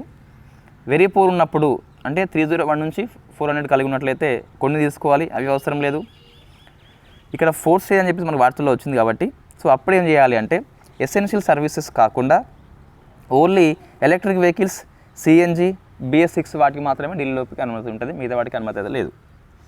Close educational institutions only online మాత్రమే అప్లికేబుల్ అవుతుంది, అంటే ఆన్లైన్లో మాత్రమే చెప్పాలి. ఆడ్ ఈవెంట్ ట్రాఫిక్ రూల్స్ని అమలు చేస్తారు, అంటే ఒకరోజు సరి నెంబర్ ఉన్న వాహనాలు, ఒకరోజు బేసి వాహనాలు చెప్పేసి ఇంప్లిమెంట్ చేస్తారు. చలికాలం వచ్చిందంటే సో ఢిల్లీ లోపల వాయు కాలుష్యం వస్తుంది. సో అందరూ మనకి బ్లాక్ లేదా ఆ బట్టలు చూస్తే బ్లాక్గా అనిపిస్తాయి. జస్ట్ లైక్ దట్ మన నీల్మా ఉంది కదా, సో సలార్ 2 సినిమా కానీ, KGF 2 కానీ, KGF కానీ, ఉగ్రం కానీ అన్నీ మనకి బ్లాక్ కలర్ షేడ్లో ఉంటాయి కదా. సో అటువంటిది మనకి ఢిల్లీలో కనిపిస్తుంది. చలికాలం వచ్చిందంటే కంప్లీట్గా మనకు వాయు కాలుష్యం వస్తుంది. మనం కరెంట్ ఇష్యూ లోపల ఒక 40 minutes వీడియో ఉందండి. ఢిల్లీ వాయు కాలుష్యానికి కారణాలు ఏంటి, వాయు కాలుష్యం ఎలా కొలుస్తారు, తర్వాత ఏ సంస్థలు పనిచేస్తున్నాయి, నెక్స్ట్ ఎటువంటి మెజర్స్ తీసుకుంది ప్రభుత్వం అని చెప్పేసి మనం డిస్కస్ చేసినాము. అది మీకు బాగా పనికి వస్తుంది, ఒకసారి చూడండి సరిపోతుంది. నెక్స్ట్ ఈ 3 రిపోర్ట్స్ కూడా సో మనము ఒకసారి డిస్కస్ చేస్తాం. ఈ COP29 అయిపోయిన తర్వాత డిస్కస్ చేద్దాం. ఈ 3 రిపోర్ట్స్ అనేది COP29 అజర్బైజాన్లో ఉన్న బాగ్ కండక్ట్ చేస్తుంది కదా, అక్కడ 3 రిపోర్ట్స్ వచ్చినాయండి. ఒకటేమో climate trace report, state of climate report, ఇంకోటి యూఏ అని చెప్పి సంస్థ ఒకటి, సో దేశం ఒకటి గ్లోబల్ ఎనర్జీ ఎఫిషియన్సీ అలయన్స్ని ఏర్పాటు చేసింది. ఇవన్నీ మనము COP29లో ఒక కరెంట్ ఇష్యూ కింద GS అకాడమీ లోపల డిస్కస్ చేద్దాం. మనము ఇన్ఫ్యాక్ట్ ఆన్లైన్లో అది టాపిక్ చెప్పలే కానీ సో COP1 నుంచి COP28 వరకు నోట్స్లో ఉన్నది, ఎంతవరకు అవసరం అంతవరకు ఉన్నది. సో అది మీ APPS Group 2 వాళ్ళకి పనికి వస్తుంది, TGPS Group 2 వాళ్ళకి Section 3 పేపర్ 3లో పనికి వస్తుంది. నెక్స్ట్ అండి, వన్ ఆఫ్ ది ఫేమస్ ఒక ప్లాట్ఫామ్ మనకి స్టార్ట్ అయిందండి. సో దాని పేరు చూస్తే అసెట్ అని చెప్పేసి పిలుస్తాం. నీతి ఆయోగ్ ప్రారంభించింది. Accelerating sustainable state energy transition, స్టేటులు శక్తి పరివర్తనల విషయంలో ఈ ప్లాట్ఫామ్ అనేది పనిచేస్తుందట, సహాయం చేస్తుందట. మినిస్ట్రీ ఆఫ్ పవర్ను ministry of new and renewable energy వాళ్ళు దీనికి సహకారం చేస్తున్నారు. సో లక్ష్యం ఏంటంటే మనకి ఈ రెన్యూవబుల్ ఎనర్జీ యొక్క ఎక్స్పాన్షన్ విషయంలో వీళ్ళు ఈ ప్లాట్ఫామ్ వచ్చేసి పనిచేస్తుంది అన్నట్టు. నెక్స్ట్ ద్వంద్వ ఆమోద మినహాయింపు అని చెప్పేసి వెరీ ఫేమస్ వచ్చింది, ఒకటి అప్డేట్ మనకు గుర్తుపెట్టుకోవాలి. ఒక ఇండస్ట్రీ స్టార్ట్ చేసినప్పుడు జనరల్లీ 2 రకాల అప్రూవల్ అవసరం ఉంటుంది. ఒకటేమో ఎన్విరాన్మెంటల్ క్లియరెన్స్, సెకండ్దేమో consent to establishment, famous known as NOC. So EC అవసరము, పర్యావరణ శాఖ మొత్తం అనుమతి ఇవ్వాల్సిందే, దాంతోపాటు NOC అవసరము. సో ఇవి 2 కూడా మనకు స్టేట్ పొల్యూషన్ కంట్రోల్ బోర్డ్ అయితే ఇస్తుంది. Under air pollution control act 1981, water pollution control act అని చెప్పి 74లో వచ్చింది కదా, దీని కింద ఇస్తుంది అన్నట్టు. ఇప్పుడు ఈ 2 అనుమతుల కించి ఒక అనుమతి తొలగించారు. దేనికోసం అంటే వైట్ కేటగిరీ ఇండస్ట్రీస్ ఏవైతే ఉన్నాయో, వైట్ కేటగిరీ అంటే పొల్యూషన్ని ఎమిషన్ చేయని ఇండస్ట్రీస్ ఉంటాయి కదా, సో ఆ ఇండస్ట్రీకి మాత్రము ఈ కన్సెంట్ టు ఎస్టాబ్లిష్మెంట్ ఎన్ఓసి నుంచి మినహాయింపు ఇచ్చారు. కేవలము ఈసీ ఉంటే సరిపోతుంది. వైట్ ఇండస్ట్రీస్ ఏవైతే ఉన్నాయో వాటికి రెండూ అవసరం లేదు. సో ద్వంద్వ ఆమోదం నుంచి మినహాయింపు అయితే వచ్చింది. ఇదంతా ఈజ్ ఆఫ్ డూయింగ్ బిజినెస్ కిందకి వస్తుంది. నెక్స్ట్ రెన్యూబుల్ ఎనర్జీ యొక్క కెపాసిటీ లోపల మనకి పిఐబి న్యూస్లో వచ్చిన అప్డేట్ అంటే గుర్తుపెట్టుకోవాలి. అక్టోబర్ నాటికి 203.18 అని చెప్పేసి గిగావాట్స్ వచ్చింది. ఇందులో న్యూక్లియర్ ఎనర్జీ చూస్తే సో అది కలుపుకుంటే మనకి 21136 అని చెప్పేసి వచ్చింది. సో ఇది 8.18 మనకి చూస్తే ఇది రాయలేదు మనకు 8.18 గిగావాట్స్ లేదా 8180 మెగావాట్స్ అని చెప్పేసి పిలుస్తాం మన యొక్క న్యూక్లియర్ ఎనర్జీ కెపాసిటీ ఇండియా లోపల. సోలార్ ఇంత ఉంది highest, wind, large hydro, next nuclear అని చెప్పేసి ఇక్కడ ఉంది. ఓకే, ఇది ఉన్నదండి, చూసుకొని సరిపోతుంది. సో కెపాసిటీ అప్డేట్ చేసినప్పుడు మనం గుర్తుపెట్టుకోవాలి కంపల్సరీ. వరుసగా అని చెప్పేసి ఇస్తాడు, సో అసెండింగ్ ఆర్డర్లో అని చెప్పేసి ఇస్తాడు, సోలార్, విండ్ అని చెప్పేసి అట్లా మనకు ఎట్లా ఆర్డర్లో ఇవ్వడం జరుగుతుంది కాబట్టి ఒకసారి మనం ఆర్డర్ గుర్తుపెట్టుకోవాలి కంపల్సరీ. హోకర్సర్ వెట్లాండ్ జమ్మూ కాశ్మీర్ లోపల one of the Ramsar site మనకి వార్తల్లో ఉంది. వర్షపాతం లోటు కారణంగా వార్తల్లో వచ్చిందండి. మొన్న మనకి టీజీపీఎస్ గ్రూప్ 3 లోపల ప్రశ్న వచ్చింది, రామ్సార్ సైట్స్ మ్యాచింగ్ అని చెప్పేసి. అవి మొన్న ఇచ్చినాయి. సో కొన్ని మనకి వార్తల్లో ఉంటాయి కాబట్టి అన్నీ మనం ఫోకస్ చేయాల్సిందే. ఇది కొంచెం కాంట్రవర్సీ పెట్టండి మనకి. World first CO2 to methanol conversion plant అని చెప్పేసి ఎన్టీపీసీ విద్యాంచల్ ప్లాంట్ లోపల స్టార్ట్ చేసిందట. అయితే వరల్డ్ ఫస్ట్ ఇది CO2 నుంచి మిథనాల్ని మార్చే ప్లాంట్. ఇది మనకి అంతకుముందు అక్టోబర్ లోపల ఇది వచ్చిందండి. ఇండియాలో మొట్టమొదటి CO2 నుంచి మిథనాల్ ప్లాంట్ అని చెప్పేసి పూణే లోపల ఢిల్లీ ఐఐటి థర్మాక్స్ వాళ్ళు ఏర్పాటు చేయడం జరిగింది. నేను దీన్ని క్లారిటీ ఇస్తాను ఏంటని చెప్పేసి. ఇదైతే హిందీలో వచ్చిన ఆర్టికల్ అండి, మీరు కావాలంటే గూగుల్ సెర్చ్ చేయండి. సో ఇది కూడా లాస్ట్ మంత్లో వచ్చిన కరెంట్ అఫైర్స్ న్యూసే. సో రెండు ఫస్టే, బట్ కొంచెం తేడా ఉంటే ఉండొచ్చు, ఏదైనా మనం డిస్కస్ చేద్దాం. సో ఈ పేజ్ మనకి మళ్ళీ వచ్చిందండి. Next water prevention control pollution act 74లో కొన్ని మార్పులు వచ్చినాయి. ఏబిపిఎస్ వాళ్ళు మీకు సిలబస్లో ఉంది పర్యావరణ చట్టాలని చెప్పేసి, టీజీపీఎస్ వాళ్ళకి సెక్షన్ 3 పేపర్ 3లో ఉన్నది. సో మనకి అన్ని చట్టాలు మనం డిస్కస్ చేసినాము ఆల్రెడీ ఆఫ్లైన్లో, బట్ ఆన్లైన్లో నేను నోట్స్ ఇవ్వడం జరిగింది. సో అప్లికేబుల్ చూస్తే ఈసారి మాత్రం ఈ 24 రూల్స్ అందరికీ వర్తింపజేస్తలేరు. ఫస్ట్ స్టేజ్లో ఒకటేమో హిమాచల్ ప్రదేశ్, సెకండ్ రాజస్థాన్, థర్డ్ వచ్చేసి అన్ని రకాల యూటీలో దీన్ని అమలు చేస్తున్నారట. తర్వాత దాని యొక్క రిజల్ట్ బట్టి నెక్స్ట్ వాటిలో అమలు చేస్తారు కావచ్చు మేబీ. సో ఉల్లంఘనలు ఏంటి అంటే ఇంతకుముందు క్రిమినల్ ఉండే, సో ఈ వాటర్ యాక్ట్ని ఉల్లంఘన చేస్తే శిక్ష పడేది. ఇప్పుడు దీన్ని సివిల్ పెనాల్టీలకి షిఫ్ట్ చేయడం జరిగింది, అంటే మార్చారు. 10,000 నుంచి 15 lakhs వరకు ఎంతైనా పడవచ్చు. పెనాల్టీ విధించిన తర్వాత నువ్వు చెల్లించడంలో ఫెయిల్ అయితే గిట్ట అప్పుడు జైలు శిక్ష అనేది విధిస్తారట, లేదా పెనాల్టీ మొత్తానికి రెట్టింపు కూడా విధిస్తే విధించవచ్చు. అప్పీల్ చూస్తే పెనాల్టీ ఆర్డర్ ఇచ్చినప్పుడు దీన్ని నువ్వు ట్రిబ్యునల్లో కూడా ఎన్జిటి లోపల కూడా అప్లై చేసుకోవచ్చు. సో మనకి ఏ మార్పు వచ్చిందంటే జస్ట్ క్రిమినల్ ఏవైతే ఉన్నాయో క్రిమినల్ కింద ట్రీట్ చేసే వాళ్ళు ఉల్లంఘన చేస్తే ఇప్పుడు సివిల్ లా కిందకి చేంజ్ చేయడం జరిగింది. అడాప్టేషన్ గ్యాప్ రిపోర్టు యూఎన్యూపీ విడుదల చేసింది, యాన్యువల్ రిపోర్ట్ అండి. నేను రిపోర్ట్ చదవలేదు, సారీ. సో ఒకసారి రిపోర్ట్ మనం చదవాలి కంపల్సరీ. నేను దీనిలో యాడ్ చేస్తే కంపల్సరీ మనకి ఇంకా నవంబర్ మంత్ చాలా రోజులు ఉంది కాబట్టి యాడ్ చేయవచ్చు. పేపర్లో ఇచ్చింది మాత్రం మనం దాన్ని రాసుకోవద్దండి. వై బికాస్ పేపర్లో 2-3 అంశాలు ఉంటాయి, బట్ ఇది వెరీ ఫేమస్ రిపోర్ట్ కాబట్టి కంపల్సరీ మనకి సిలబస్లో ఉంది నివేదికలు అని చెప్పేసి, కాబట్టి కొంచెం డెప్త్గా చూసుకోవాలి. సో ఏఐతోని భూ ఆక్రమణల అడ్డుకట్టు అని చెప్పేసి కోయంబత్తూరు ఒక ప్రాజెక్ట్ని విజయవంతంగా చేయడం జరిగింది. నెక్స్ట్ ఏఐ టూల్ ఆస్ట్రా అని చెప్పేసి నారాయణ వాళ్ళు దీన్ని రూపొందించారు డిజిటల్ లెర్నింగ్ కోసము.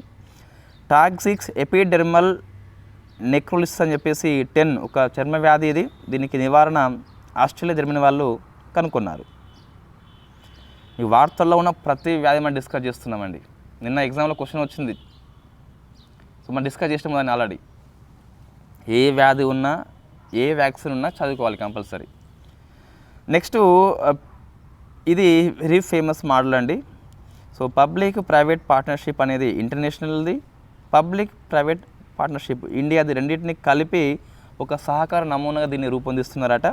సో దేనికోసం అంటే మధుమేహ సంరక్షణ విషయంలో ఇది పనిచేస్తుంది. సో ఇంటర్నేషనల్ పరంగా ఎటువంటి ప్రాజెక్టు ఉన్నాయో మన పరంగా ఏమున్నాయో రెండింటిని మిళితం చేస్తూ దీన్ని రూపొందిస్తారు. మధుమేహం యొక్క నియంత్రణ కోసం అని చెప్పేసి దీన్ని రూపొందిస్తున్నారు. నెక్స్ట్ మిల్లీమీటర్ వేవ్ ట్రాన్స్సీవర్ అని చెప్పేసి సో గ్రామీణ ప్రాంతం లోపల 5G కోసం అని చెప్పేసి దీన్ని ఐఐటి రూర్కీ వాళ్ళు రూపొందిస్తున్నారు. సరిపోతుంది అది. సో ట్యాక్సిక్స్ పాండా అండి, కొత్త ఆండ్రాయిడ్ మాల్వేర్. ఇది ఆగ్నేయ ఆసియాలో విజృంభణ చేస్తుంది. సో వార్తల్లో ఉన్న సైబర్ క్రైమ్ మనం గుర్తుపెట్టుకోవాలి. పాము కాట్ని నోటబుల్ డిసీజ్గా తమిళనాడు అనేది ప్రకటించింది. అట్లా ప్రకటిస్తే ఏమవుతుందంటే ప్రతి కేసుని రిపోర్ట్ చేయాల్సి ఉంటుంది.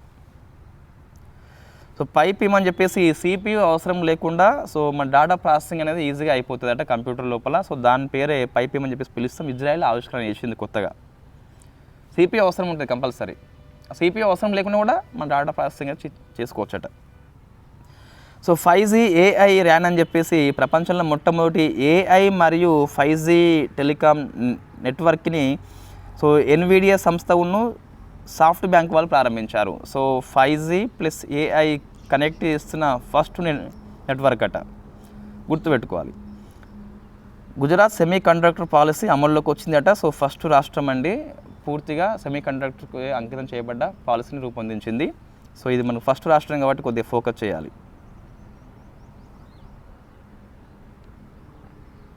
సో నెక్స్ట్ చూస్తే టైం 8:20.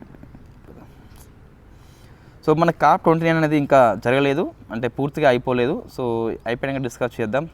బాకు అజర్బైజాన్ హోస్ట్ చేస్తుంది. థీమ్ మనకు ఒకటే ఉండదండి, 4-5 అంశాలు ఉంటాయి, దాన్ని రాసుకోవాలి మనం. ఇది ఓన్లీ రఫ్ పేజ్, ఇంకా పూర్తిని అప్డేట్ చేయలేదు. సో దీనికి అధ్యక్షులు అని చెప్పేసి ఎవరు, ముక్తార్ బాబయ్య అని చెప్పేసి గుర్తుపెట్టుకోవాలి. సో నిన్న అర్జెంటీనా అధ్యక్షుడు జేవియర్ మిల్ అని చెప్పేసి వెనక్కి వచ్చేసాడు కాబట్టి మనకి వార్తల్లో ఉంటుంది, కాంట్రవర్సీ అయింది కాబట్టి. సో ఇది మనం డిస్కస్ చేద్దాం పూర్తిగా అయిపోయిన తర్వాత. What are outcomes of the COP29? So 5 takeaways from COP29. ఇటువంటి హెడ్డింగ్స్ మనకి ఎక్స్ప్రెస్ పేపర్లో వస్తుంది, అవి డిస్కస్ చేద్దాం కంప్లీట్గా. సో జాగ్రఫీ అండి.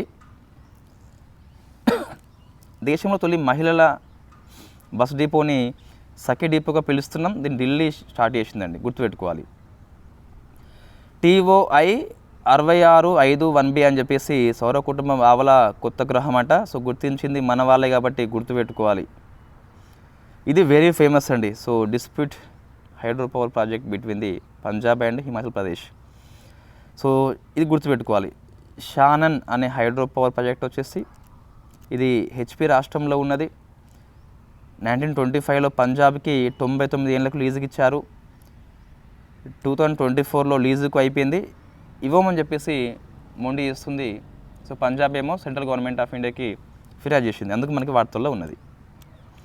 సో రివర్ పేరు ఏంటి మనకి, బియాస్ ఉపనది ఉహులు అని చెప్పేసి పిలుస్తాం. Tuna one of the very famous protein content ఎక్కువ ఉన్న ఫిష్ అండి ఇది. సో దీని యొక్క క్లస్టర్ని మనము అండమాన్ నికోబార్ దీవులో ఏర్పాటు చేస్తున్నాం కాబట్టి వార్తల్లో ఉన్నది. డిజాస్టర్ మేనేజ్మెంట్ మనకి ఇది వెరీ ఫేమస్. మనకి సునామీ రెడీ అని చెప్పేసి ఒక గుర్తింపు ఇస్తుంది యునెస్కో. ఒడిషా లోపల 24 కోస్టల్ విలేజ్కి గుర్తింపు వచ్చింది కాబట్టి చూసుకోవాలి. అయితే మన క్వశ్చన్ ఎలా వస్తుందంటే ఈ గుర్తింపు ఎక్కడ వచ్చిందంటే ఇండోనేషియాలో జరిగిన మీటింగ్ లోపల యునెస్కో గుర్తించింది. 24 కోస్టల్ విలేజ్కి సునామీ రెడీగా గుర్తించింది. వీళ్ళు సునామీ పట్ల రెస్పాన్స్ కలిగి ఉంటారు, ఎక్కువగా సిద్ధంగా ఉంటారు. ఇది ఒక ట్రెండ్ అని మనకి, అంటే ఆ గుర్తింపు వచ్చింది యునెస్కో కదా, ఒడిషాని ఇవ్వకుండా అది ఎక్కడ అని చెప్పేసి ఆ సమ్మిట్ పేరు ఇస్తారు మనకు.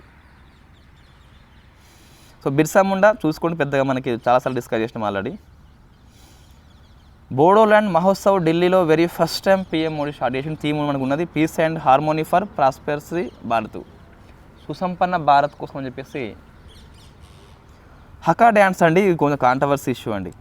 సో మన న్యూజిలాండ్ ఎంపీ హనా రాహిద్ అని చెప్పేసి పార్లమెంట్ లోపల హకా డ్యాన్స్ని నృత్యం చేస్తూ స్వదేశీ ఒప్పంద బిల్లుని చింపేసింది. సో హకా డ్యాన్స్ వచ్చేసి ఈ మావోర్ తెగ అని చెప్పేసి ఉంటుంది, వాళ్ళు దీన్ని నిర్వహణ చేస్తారు. సో హకా డ్యాన్స్ న్యూజిలాండ్ మావోర్ తెగ గుర్తుపెట్టుకోవాలి. ఎంపీ కూడా హనా గుర్తుపెట్టుకోవాలి, హనా మావోరి హకా. ఇండియా నైజీరియా అండి. సో మన PM మోడీ గారు నైజీరియా వేన్లు సో గయానా పోతున్నట్టు మనకు కనిపిస్తుంది. నెక్స్ట్ G20 సమ్మిట్ కూడా పోతారట, 3 దేశాలు కాబట్టి. నైజీరియా మనకి సో అవార్డు ఇచ్చిందండి. PM మోడీకి ఫస్ట్ విజిట్, ఇండియా PMకి కాదు, PM మోడీకి అయితే ఫస్ట్ విజిట్ ఇది నైజీరియా పోవడము. సో నైజీరియా ఆఫ్రికా లోపల జనాభా ఎక్కువ ఉన్న దేశం అట, సౌత్ ఆఫ్రికా కాదు. రెండో పురస్కారం వచ్చింది మోడీకి. So the grand commander of the order of the niger అని చెప్పేసి పిలుస్తాం. సో ఇది తొలి వ్యక్తి క్వీన్ ఎలిజబెత్, రెండో వ్యక్తి మన పిఎం మోడీ కాబట్టి బాగా ఫోకస్ చేయాలి. అయితే ఇది ఇక్కడ రాయలేదు మనము. విదేశీ అవార్డు లోపల ఇది 17th అవార్డు అండి. నెక్స్ట్ మేట్స్ అని చెప్పేసి స్కాలర్షిప్ స్కీమ్ మనకి వార్తల్లో ఉంది, ఇండియా ప్లస్ ఆస్ట్రేలియా మధ్య. Mobility arrangement for talented early అని చెప్పేసి పిలుస్తాం. సో ఉద్దేశం ఏంటంటే మొత్తం మీద ఇండియా డిగ్రీ స్టూడెంట్స్కును దాంతోపాటు ఎర్లీ ప్రొఫెషనల్స్కి ఆస్ట్రేలియాలో స్కీమ్ ఇస్తారట. సో ఇది 2 నెలలు పనిచేస్తారట, ఆస్ట్రేలియా ప్లస్ ఇండియా. నెక్స్ట్ చూస్తే టైటానియం కోసం అని చెప్పేసి ఇండియా కజకిస్తాన్ ఒప్పందం చేసుకుంది. ఇటువంటి ఒప్పందాలు మనకి ఎగ్జామ్లో వస్తున్నాయండి. నెక్స్ట్ చూస్తే బిమ్స్టెక్ ఎనర్జీ హబ్ అని చెప్పేసి బెంగళూరులో ఒక ఆఫీస్ని మనం చేస్తున్నాం. ఇది మన క్వశ్చన్ వచ్చింది మన ఎగ్జామ్ లోపల. బిమ్స్టెక్ 2022 కొలంబో సమ్మిట్ డిస్కస్ చేసిన మనం కరెంట్ అఫైర్స్ లోపల ఆ ప్రశ్న వచ్చిందండి. బుర్కా చట్టాన్ని సో స్విట్జర్లాండ్ కంట్రీ 25 years నుంచి బ్యాన్ చేస్తుందట. అపెక్ సమ్మిట్ని పెరు దేశంలో ఉన్న లిమా హోస్ట్ చేస్తుంది. APEC summit very very famous. India membership ఉందా లేదా ఆన్సర్ చేయండి మీరు. గవర్నమెంట్ పాలసీ చూస్తే పిఎం విద్యాలక్ష్మి అని చెప్పేసి మనకి క్యాబినెట్ ఆమోదించింది, ఇంకా అమల్లోకి రాలేదు. విద్యాలక్ష్మి అంటే సో ఆర్థికంగా పూర్ణ వాళ్ళకి లోన్ సౌకర్యం కల్పిస్తారు, ప్రభుత్వ సంస్థలు కావచ్చు లేదా ప్రైవేట్ సంస్థలు కావచ్చు స్టూడెంట్స్కి. Next animal health security project మనది, దీన్ని ఆల్రెడీ November 1 to 5 డిస్కస్ చేసినాం. EV as a service very famous అండి మనకి. So promoting electric mobility in government offices. రాబోయే 2 ఏళ్ళ లోపల ప్రభుత్వ రంగం లోపల 5,000 ఎలక్ట్రిక్ కార్లని కొంటారట, CESL ద్వారా కొంటారు. అదే EV as a service scheme. First digital population క్లాక్ని, సో ఇది వెరీ ఫేమస్, గుర్తుపెట్టుకోవాలి. పాపులేషన్ యొక్క ఎస్టిమేట్స్ని రియల్ టైం అందిస్తుంది. ఇప్పుడు పుట్టారా అక్కడ నమోదు చేస్తుంది, చచ్చారా తీసి పడేస్తుంది. దీన్ని Bengaluru institution for social and economic study అని చెప్పేసి అక్కడ ప్రారంభించారు. నో యువర్ మెడిసిన్ నాడా సంస్థ దీన్ని ప్రవేశపెట్టింది. స్పోర్ట్స్ ఎవరైతే ఉన్నారో వాళ్ళకి మందుల పట్ల అవేర్నెస్ కల్పిస్తారు డ్రగ్స్ తీసుకోకుండా, అదే know your medicine. Comics commando Assam ప్రభుత్వం ఏర్పాటు చేసింది. ఈ బాల్య వివాహాలు కానీ బాల కార్మికులు లేకుండా వీళ్ళు ఒక వాలంటీర్ బృందంగా పనిచేస్తారు. సో మనకి పేరు అని చెప్పేసి వార్తల్లో ఉంది. So partnership for accelerated innovation and research. కేంద్ర రాష్ట్ర ప్రభుత్వ విశ్వవిద్యాలయాల లోపల ఏవైతే ఉన్నాయో సో వాళ్ళకి సపోర్ట్ ఇస్తున్నట్టు ఈ రీసెర్చ్ కోసం. గవర్నమెంట్ పాలసీ అండి. తులిప్ అని చెప్పేసి మనకి వార్తల్లో ఉంది. Traditional artisans upliftment livelihood programme. SC ఎస్టీలకు లేదండి, SC BC sanitation workers physical with disability వాళ్ళకి తులిప్ బ్రాండ్ కింద ఈ మార్కెటింగ్ సదుపాయం కల్పిస్తారు. తమ యొక్క కుల వృత్తులు ఏవైతే ఉంటారో వాళ్ళు కావచ్చు, లేకుంటే తమ యొక్క కళని మార్కెటింగ్ చేసే అవకాశం తులిప్ అని చెప్పేసి ఒక వెబ్ ప్లాట్ఫామ్ అందిస్తుంది. ఎస్సీ బీసీ గుర్తుపెట్టుకోవాలి, ఎస్టీ వాళ్ళకి అవకాశం లేదు ఇక్కడ, వాళ్ళకి ట్రైఫీల్డ్ లాంటి సంస్థలు పనిచేస్తాయి. మిస్ యూనివర్స్ అండి, వచ్చింది వరకు పేరు గుర్తుపెట్టుకోండి. ఫస్ట్ ఉమెన్ అని చెప్పేసి పిలుస్తాం, డెన్మార్క్. విక్టోరియా కేజర్, హోస్ట్ ఏమో Mexico. International wonder book award అండి ఇది ఒకటి. సో జస్టిస్ అమర్నాథ్కి వచ్చింది. తెలంగాణ త్రిపుర హైకోర్టులో పనిచేసిండు, ఎక్కువ కేసులు పరిష్కారం కాబట్టి మనకు వార్తల్లో వచ్చింది. ఇన్ఫోసిస్ ఫౌండేషన్ అవార్డు 2 మహిళలకు వచ్చింది, నీనా గుప్తా, వేదిక ఖేమాన్ అని చెప్పేసి. సో ఇది one of the famous award మనం గుర్తుపెట్టుకోవాలి. సో బుకర్ ప్రైజ్ వచ్చేసి 24 years ఆర్బిటల్ అనే బుక్ వచ్చింది, సమంత హర్వే అని చెప్పేసి బ్రిటిష్ రచయిత. డొమినికా అవార్డు అండి, సో మన పిఎం మోడీకి వచ్చింది. విదేశీ అవార్డు లోపల డొమినికా అవార్డు కలుపుకొని కాదు, అంతకుముందు ఇచ్చినటువంటి నైజీరియా అవార్డు ఉంది కదా, దాంతో మొత్తం 17 అవార్డ్స్ అండి. డొమినికా అవార్డు ముందు వచ్చింది మనకి, ఈ నోట్స్లో వెనక ఉంది కానీ అది ఫస్ట్ ఉంది కదా, మనం November 18 నుంచి వెనక వచ్చినాం కాబట్టి అట్లా కనిపిస్తుంది. నెక్స్ట్ ది ఫెబెల్ సినిమా పేరండి. సో రామ్ రెడ్డి తీసిండు, దానికి బెస్ట్ ఫిల్మ్ అవార్డు వచ్చింది 38th Leeds international film festival లోపల. Next one of the very famous award మనకి Satyajit Ray lifetime achievement award Australia film maker Philip నోయిస్కి వచ్చింది. దీన్ని గోవా లోపల జరిగేటువంటి IFFIలో బహుకరణ చేస్తారు. సో థీమ్ అంటే చూస్తే young film makers that future is now అని చెప్పేసి థీమ్ తీసుకున్నాం. ఫెడరేషన్ ఇంటర్నేషనల్ హాకీ అవార్డు మనకు వచ్చింది men player of the year ఎవరు? హర్మన్ ప్రీత్ సింగ్, మన ఇండియా కెప్టెన్ గుర్తుపెట్టుకోవాలి. గోల్ కీపర్ కూడా మనకే వచ్చింది శ్రీజేష్. ఉమెన్ మన వాళ్ళు కాదు కానీ గుర్తుపెట్టుకోండి, సో జామ్సన్ ఫ్రమ్ నెదర్లాండ్. ఇంకా మీకు చాలా ఉంటాయండి, బెస్ట్ ఇంకా ఏది మిడ్ ఫీల్డర్ అని చెప్పేసి, ఆ ఫీల్డర్ అని చెప్పేసి ఇవన్నీ ఉంటాయి.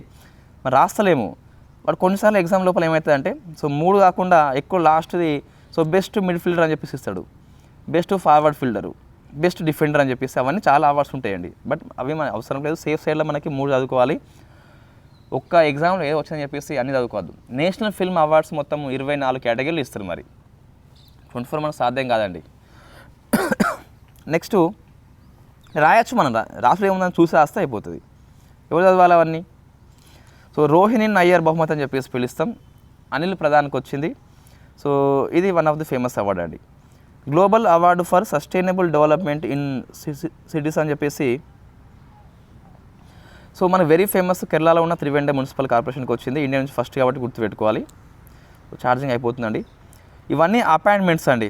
సో అపాయింట్మెంట్ ఈజీగా మీకు గుర్తుంటాయి, పెద్దగా అంటే ఈజీగా అంటే ఐ మీన్ ఇక్కడ సో వ్యక్తి ఎవరు, ఏ దేశము, ఏ సంస్థ. ఇందులో మాల్దోవా అధ్యక్షురాలిగా మహిళ వచ్చిందండి, సో మయ్యా సంద్ అని చెప్పేసి పిలుస్తాం. బుక్కు మా మదర్. కమిటీసు సో ఇది ఏపీ వాళ్ళకి ఫేమస్, తెలంగాణ వాళ్ళకి కూడా ఫేమసే.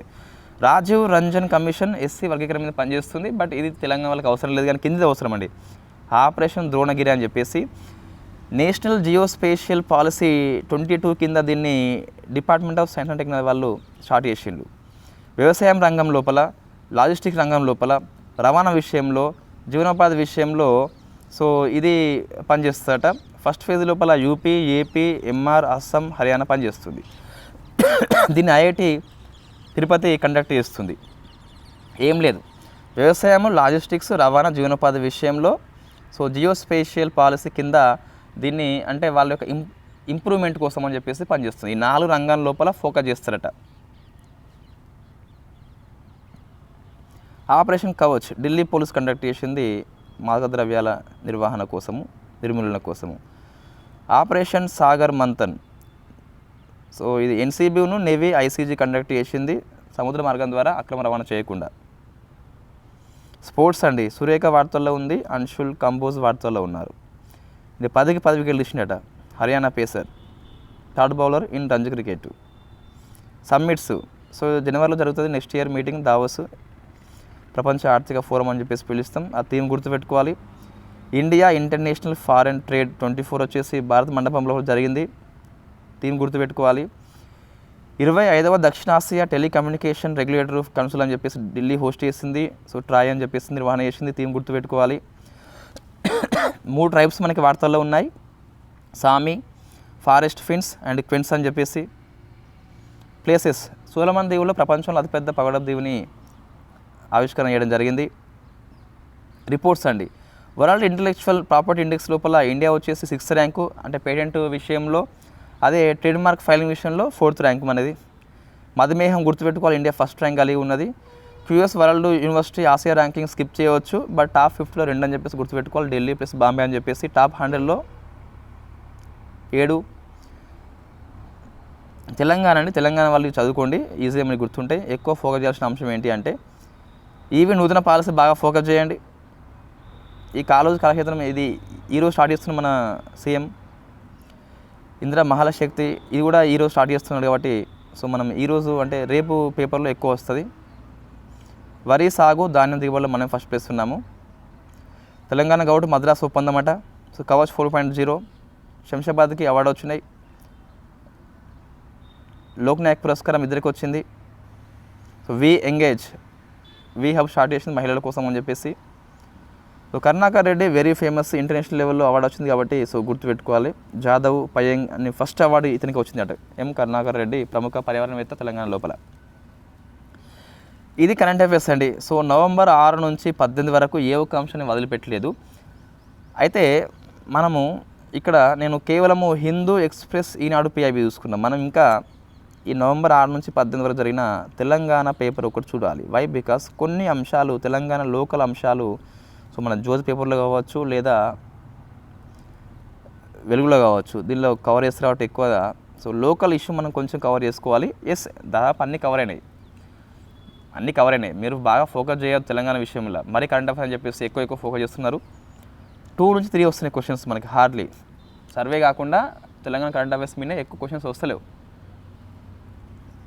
సో మనం అయినప్పటికీ నెగ్లెన్స్ చేయకుండా నవంబర్లో ఉన్నాం కాబట్టి, ఎగ్జామ్ డిసెంబర్లో కాబట్టి, నవంబర్ 6 నుంచి 18 వరకు ఏమైనా అంశాలు మిగిలిపోతే సో రేపటి క్లాస్లో డిస్కస్ చేద్దాం.